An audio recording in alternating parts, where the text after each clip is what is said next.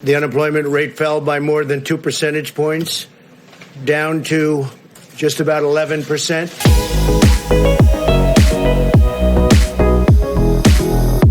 That is a big positive. However, that is still only 34% of all the jobs lost in this pandemic. This report is a report of the first part of June, where the economy was opening up.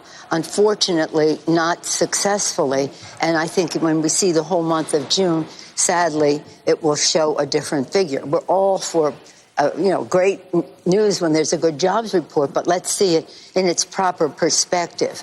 There's an optimism in the country that I think is often not shared with people who are on air. And that's only because we don't see the hiring. But people are hiring. Frankly, I found it astonishing.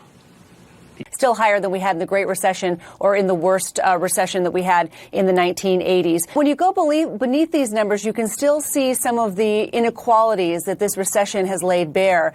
For some categories here, you've got really stubbornly high unemployment rates, 15.4% for Black Americans. So some of these sectors have been hurt really bad by this particular recession. We're clearly in a new economic recovery. There's no way they can call these last 2 months a recession any longer.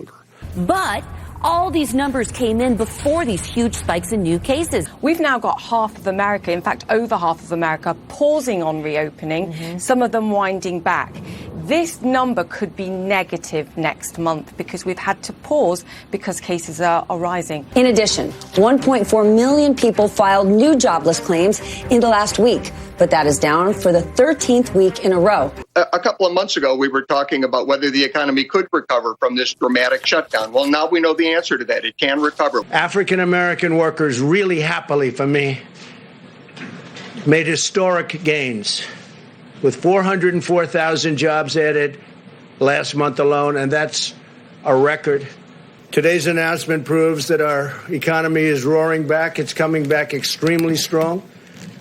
We have some areas where we're putting out the flames or the fires, and that's working out well. We're working very closely with governors, and I think it's working out very well. I think you'll see that shortly. But these are numbers that are not numbers that other presidents would have, and they won't have it. The only thing that can kill it's a bad president or a president that wants to raise taxes.